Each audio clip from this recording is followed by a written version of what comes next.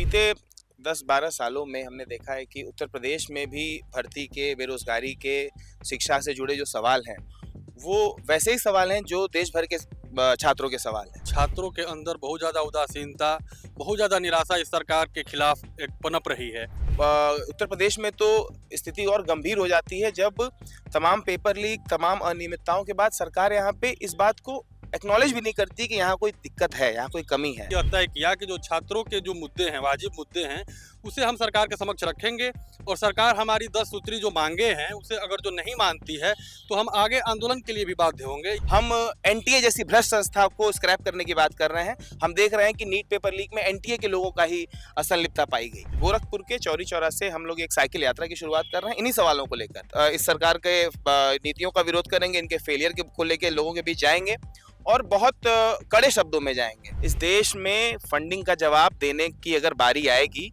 तो पहला जवाब आरएसएस और भाजपा को देना होगा। किसी भी दल का झंडा हमारे साथ मतलब कि नहीं चलेगा।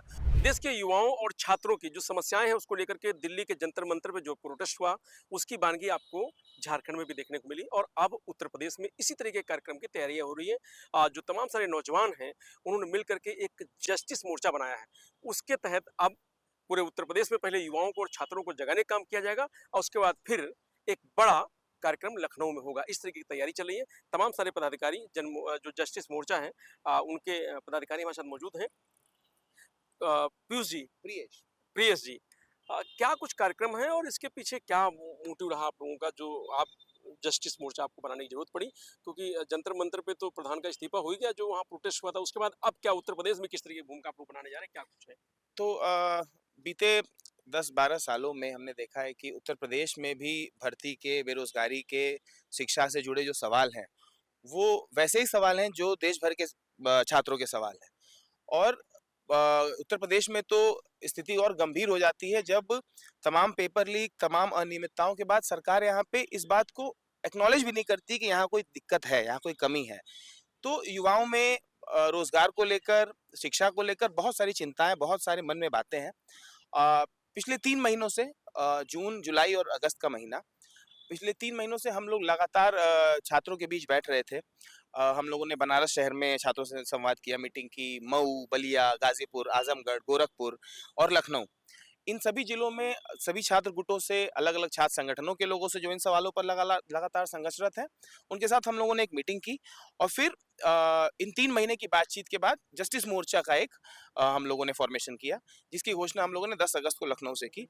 और ये हमारा प्लान था कि 50 दिनों का हमने कार्यक्रम लिया है, जिन 50 दिनों में हम प्रदेश भर के कॉलेजों, स्कूलों में जाकर जो हमारे 10 सूत्री मांगे हैं, जो हमारे सवाल हैं, जो हम पूछ रहे हैं, उसको लेके हम लोगों में अपना मैसेज लेके जा रहे हैं, जन समर्थन जुटा रहे हैं। और 20 अगस्त से गोरखपुर के चौरी चौरा से हम लोग एक साइकिल यात्रा की शुरुआत कर रहे हैं इन्हीं सवालों को लेकर। और ये यात्रा पूरे प्रदेश में होते हुए गोरखपुर से निकलकर बनारस जाएगी, बनारस के बाद इलाहाबाद जाएगी, छात्रों का शहर है इलाहाबाद। इलाहाबाद से होकर ये यात्रा रायबरेली होते हुए लखनऊ पहुँचेगी और 2 अक्टूबर को एक 2 अक्टूबर तक का हमने समय दिया है सरकार को कि इन 10 मांगों पर जब तक अगर आपने कुछ कदम नहीं उठाए, कोई संतोषजनक जवाब नहीं दिया, तो 2 अक्टूबर को हम लखनऊ में आंदोलन की शुरुआत करेंगे। बड़ा कार्यक्रम करेंगे। जो मांगे हैं उसमें कुछ बता पाएंगे, जी, महत्वपूर्ण मांगे तो क्या हैं? जैसे एक मांग बहुत दिनों से लंबित है कि यूपी में जो भर्ती की घोषणा होती है, उसको पूरा होने में हम देखते हैं कई बार 5-5 साल लग जाते हैं, 6-6 साल लग जाते हैं। कई भर्तियाँ 2019, 18, 20 की आज भी लंबित हैं। तो हमने सबसे पहले तो एक भर्ती कैलेंडर की घोषणा की है कि माँग की है कि हम चाहते हैं कि सरकार एक भर्ती कैलेंडर जारी करे और वो साल के शुरुआत में बताए कि हम इस दिनांक को ये एक नोटिफ़िकेशन निकालेंगे और इस तारीख तक हम उसका एग्ज़ाम और जॉइनिंग करा देंगे।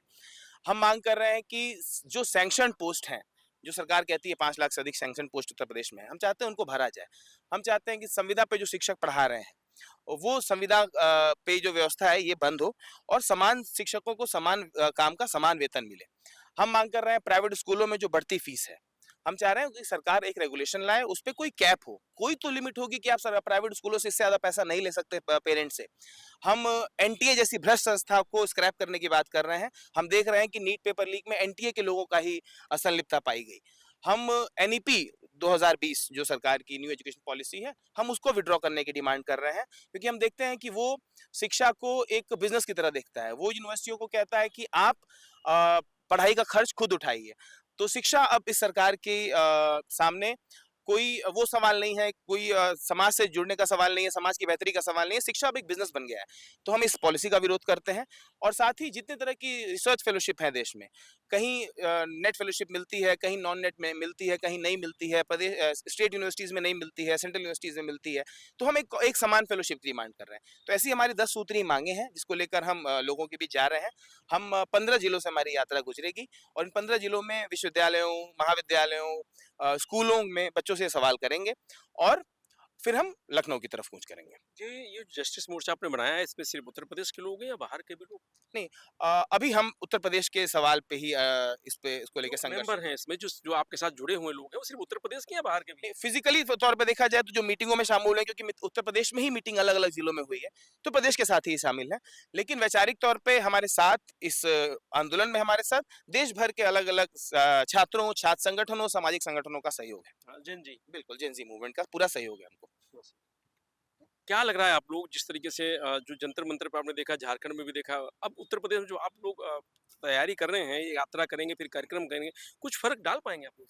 जी देखिए, सबसे पहले तो मैं ये कहना चाहता हूँ कि छात्रों के अंदर बहुत ज़्यादा उदासीनता, बहुत ज़्यादा निराशा इस सरकार के खिलाफ एक पनप रही है। और छात्र जो है अपनी बातों को अभिव्यक्त नहीं कर पा रहे हैं, वे अपना गुस्सा ज़ाहिर नहीं कर पा रहे हैं। उन्हें एक डर है कि कहीं मतलब कि अगर जो हम बाहर निकले तो योगी आदित्यनाथ की जो सरकार है, जो एक डर फैलाया गया है, उस डर की वजह से वो छात्र घुट करके तो रह जाता है, लेकिन कोई भी उचित माँग जो है, वो अपनी जो जायज़ माँग है, उसको सरकार के सामने नहीं रख पाता है। और जंतर मंतर पे जब प्रोटेस्ट हो रहा था तो तमाम उत्तर प्रदेश के छात्र वहाँ पर गए थे, जबकि वो समस्याएं उत्तर प्रदेश की हैं, केंद्र सरकार की वो समस्याएं नहीं हैं। तो इस वजह से हमने मतलब कि जो है वो 3 महीने मेहनत करके ग्राउंड पे अलग-अलग जिलों में मीटिंग करके यह तय किया कि जो छात्रों के जो मुद्दे हैं, वाजिब मुद्दे हैं, उसे हम सरकार के समक्ष रखेंगे और सरकार हमारी 10 सूत्री जो माँगे हैं, उसे अगर जो नहीं मानती है, तो हम आगे आंदोलन के लिए भी बाध्य होंगे। ये सरकार को हम मतलब कह देना चाहते हैं। सरकार तो कहती है कि जो काबिल आदमी है उनको नौकरी मिल रही है उत्तर प्रदेश में, और बिना पैसे के मिल रही है, बिना किसी गारंटी के मिल रही है, बिना किसी रोक टोक के मिल रही है। ये नैरेटिव सिर्फ फैलाया गया है। आप शिक्षकों की भर्ती को देख लीजिए, आप किसी भी शिक्षक भर्ती के अभ्यर्थी से जाकर के बातचीत कर लीजिए, वह इतना ज़्यादा परेशान दिखेगा कि सालों से, दसों साल से मतलब कि भर्ती नहीं आई है और वह एकदम परेशान है। वो उसके पास कोई उपाय नहीं है कि वो अपना कोर्स तो कर लिया, वह अपना फ़र्ज़ तो निभा लिया, लेकिन सरकार अपना फ़र्ज़ नहीं निभा रही है। नहीं निभाते। तो कैसे सरकार अपने फर्ज निभाए, कैसे मजबूर करेंगे आप लोग? बस एक आंदोलन, जन आंदोलन ही उसका माध्यम, जैसे जंतर मंतर पे आपने देखा होगा कि लाखों छात्र इकट्ठा हुए हैं वहाँ और प्रदर्शन किए और अंत में भ्रष्ट शिक्षा मंत्री को इस्तीफा देना पड़ा।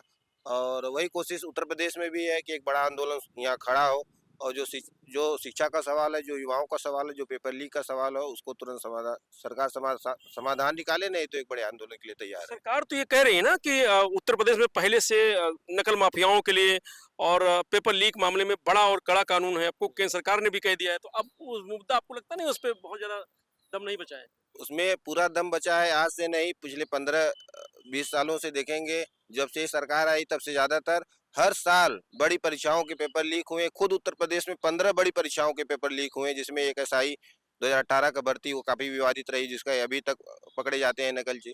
अभी लेखपाल की भर्ती लीक हुई थी, इससे पहले एआरओ की भर्ती परीक्षा लीक हुई थी।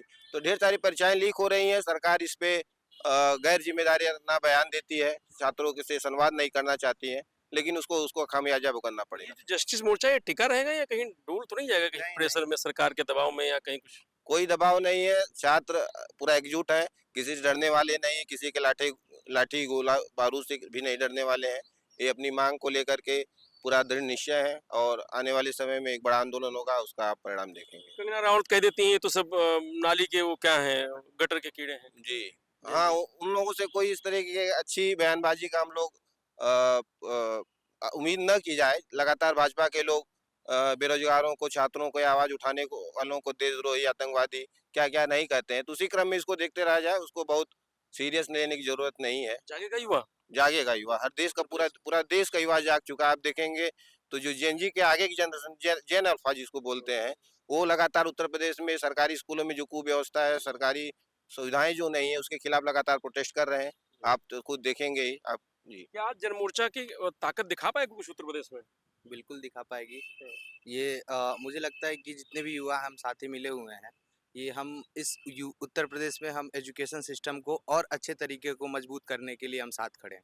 हम्म। नहीं, साथ तो खड़े हैं, लेकिन कितना आप लोग लगता है टिक पाएंगे सरकार के आगे? कहा जा रहा है कि भाई मुकदमे भी लिख जाएंगे, लाठीचार्ज भी हो जाएगा, गिरफ्तार भी कर लिया जाएगा आपको। देखिए, मुकदमे और लाठीचार्ज से अगर डरते तो हम घर से बाहर नहीं निकलते, ठीक है? अगर इससे हमें डरना होता तो हम यहाँ आके खड़े होके या फिर हम ये जन मोर्चा नहीं निकालते, हम ये आंदोलन को नहीं खड़ा करते, अगर हम इस लाठी और डंडे से डरते तो। डरने वाले नहीं हैं हम इस चीज़ से।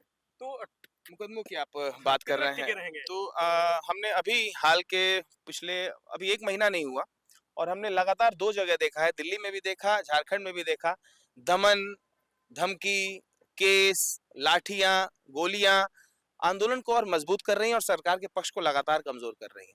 हम लोग सड़क पे हैं, लगातार इस सरकार के नीतियों का विरोध करेंगे, इनके फेलियर के को लेके लोगों के बीच जाएंगे और बहुत कड़े शब्दों में जाएंगे। सरकार खुले खुले तौर पे सरकार पिछले 10 सालों में आंदोलन का दमन कर रही है, कुफरी है इस बार भी आंदोलन का दमन करने के लिए, लेकिन उसका रिजल्ट जो है हम पिछले दिनों में देख रहे हैं कि किसी भी दमन का जो है वो रिजल्ट किस पक्ष में जा रहा है। तो दमन हमेशा आंदोलन को मजबूत ही करेगा। अभी कुछ दिन बाद पूछेंगे लोग फंडिंग कहाँ से आ रही है, जी, जी। समाजवादी पार्टी के लोग हैं कि कांग्रेस के लोग हैं, ये भी तो पूछेंगे ना। जी, बिल्कुल। क्या जवाब देंगे? और फंडिंग सड़क पे साइकिल खींचने के लिए अगर पैसों की जरूरत हो तो फिर तो फंडिंग का सवाल इस देश में हर हर एक एक्टिविटी पे आ सकता है।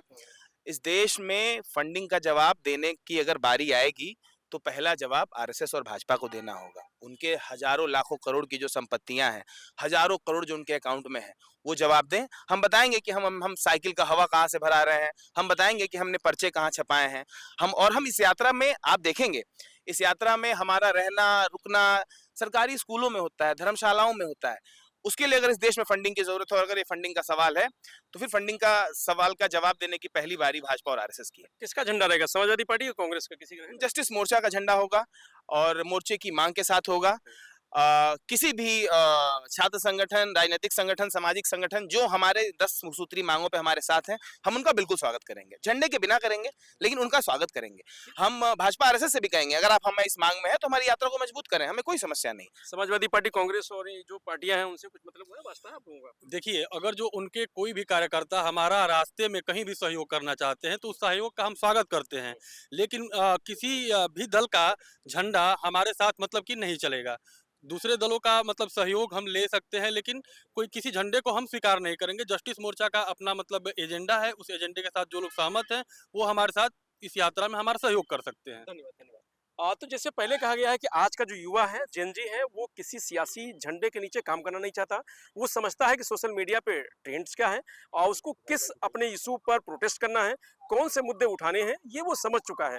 तो ये जो जन मोर्चा है वो भी शायद इसी तरीके की बातें कर रहा है और उनका कहना है कि वो किसी पॉलिटिकल पार्टी के बैनर के नीचे नहीं होंगे, किसी झंडे के नीचे नहीं होंगे, किसी नेता के अगुवाई में काम नहीं करेंगे। हाँ, जब उनकी यात्रा निकलेगी, प्रोटेस्ट होगा, अगर कोई सहयोग कर सकता है तो आ सकता है। तो फिलहाल उत्तर प्रदेश में अब झारखंड के बाद उत्तर प्रदेश में पूरी तरीके से जो जस्टिस मोर्चा है वो तैयार है और यहाँ पर भी एक बार माहौल बनेगा और 2 अक्टूबर को देखना होगा कि किस तरीके से माहौल बना करके और यहाँ एक बड़ा कार्यक्रम कर पाते हैं या उससे पहले ही सरकार इनको किसी न किसी तरीके से मजबूर करके रास्ता रोक देती है। मैं रजनीश यादव, लोकमत हिंदी, लखनऊ।